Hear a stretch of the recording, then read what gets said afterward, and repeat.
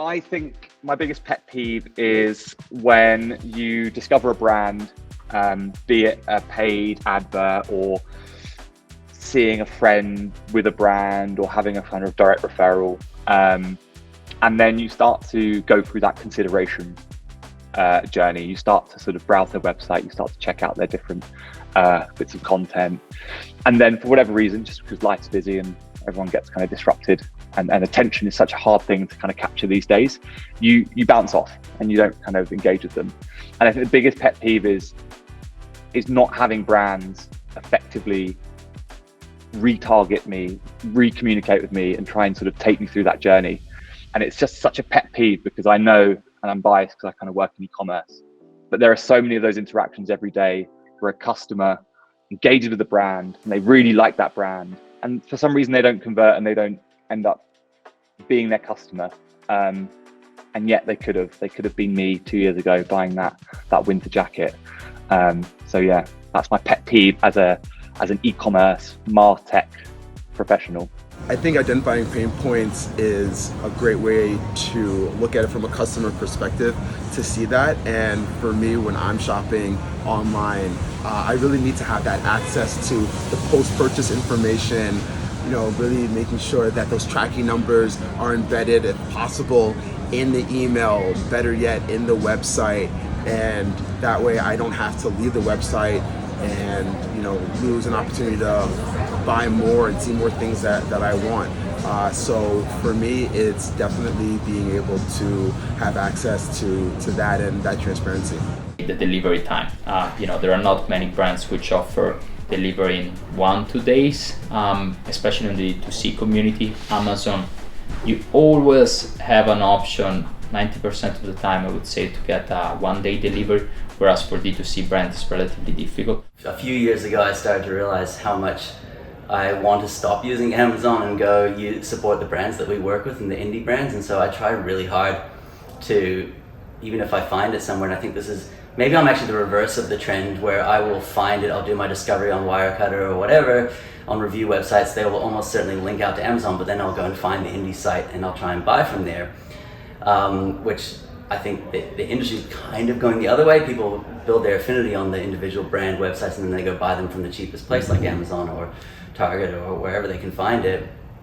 So my pet peeve, and I think what brands are really missing out on, is that they don't do a good job of educating their potential customers of the shipping time, the shipping cost, how quickly it's going to send and how quickly you're going to receive it.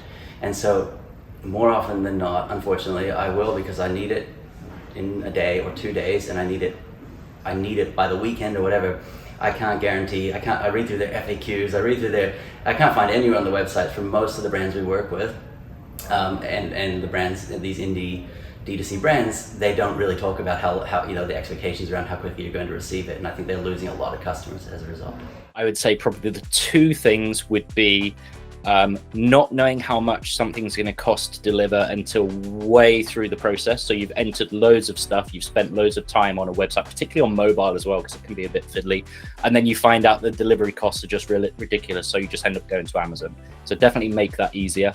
And I would say the other thing would be entering payment details. That can be quite tricky as well. So having a wide range of payment options is always a good way, I think, to get people to buy more. I know your biggest pet peeve is pop-ups. I know that's like a really good conversion strategy, but I can't get over I hate pop-ups. Yep. Mine would have to be scrolls within scrolls, so anything with an iframe or that hasn't been mobile optimized, I'm out. I loathe pop-ups. They're intrusive, and Google hates them. And in my prior life over at Ventov, I gave many talks on SEO, and Google has explicitly said that they hate them, and I agree. First thing I absolutely hate is having to close 10 different pop-ups, offers, sidebars, etc., before I can actually start browsing the store. And the second thing is when a site is so bloated and slow and it loads up large bits of the site, be it images, or bits of text roughly every 3 seconds, and you have to scroll back to where you were looking at all the time. Especially living in Vietnam, is the methods of payment. I think if you have especially in Vietnam, for me, I don't have a bank account here, so I need to pay via online banking through PayPal or any kind of systems like this. Most of them don't have it, so that would be the biggest pain point for me when shopping online. My biggest pet peeve when shopping online is understanding the relevance of the product to me. And I tell merchants all the time, you might think that your product is unique, but to most customers, sad to say, it's not.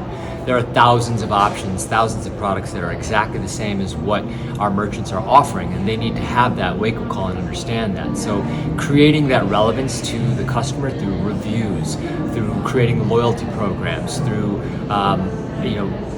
artful ways of describing the product through video, through AR, through VR, things of that nature is what's really going to be important. And my biggest pet peeve is just being, clicking on a link, coming to a product detail page and seeing a product just like anything else, but no real compelling reason why to buy. And from an agency, leadership standpoint at Roswell, we see that all the time. So it's not just my biggest pet peeve when purchasing online, but I think it's something that needs to be addressed across the board with all our merchants. All of us that work in e-commerce are probably a little bit snobby about the shopping experience because we know so much about it. So there's a few things that I would say are pet peeves of mine when I'm shopping. Number one is surprises. I hate bad surprises. If I'm all the way through the checkout flow and suddenly it's oh, we have this shipping cost we didn't tell you about until you got to this very last stage, and I'm that is so disappointing because I wasn't mentally prepared for that and I don't want to spend that, so you've lost me. So surprises like that definitely are unfortunate. And another one is there was a time I bought something from a brand and I received an email probably an hour later, and they said, "We're so sorry, that's out of stock in that color, but we'll give you credit so that you can buy another one in a different color." And I was but I didn't want another color. Would have just wanted the full refund, but obviously that wasn't offered, so I ended up buying something in a different color and it was fine. It's a great product, but surprises like that just make for really disappointing experiences. So those are two things for me. And then also just being able to access information easily on the website. It's frustrating when there's something you need to know before you want to make that purchase decision and you feel like you're perusing through blog posts and FAQs and trying to find the right page to access that data. So I really highly recommend putting all of your product benefits and features clearly on your product description page and any other information that people may need to know before they decide to make that decision. So those are probably the two main things for me. Anything to do with like a janky checkout. So if I have to enter in any of my information, I'm definitely abandoning that checkout. If I have to create an account, I'm abandoning that checkout. So if it's not if I'm not using Shop Pay, essentially, it's a no-go. My biggest pet peeve is when you're shopping on an international website and they have nowhere on the site whatsoever to change your actual location of the store. I purchased from this one particular brand that they're large enough to have this type of technology, but the only way I can go ahead and swap it from a US store to Canadian store is all the way down at the footer of the website, which is just breaking the user experience, and it provides very lackluster consumer behavior.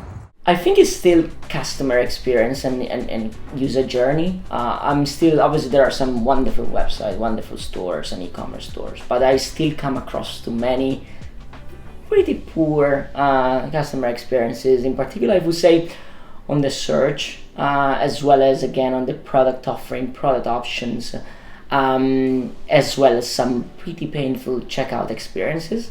Yeah, I still think that there is so many areas of improvement for those for some stores in the UI UX.